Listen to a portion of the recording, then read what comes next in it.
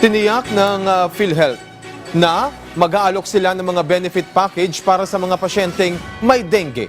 Naka-admit man sila sa ospital o hindi.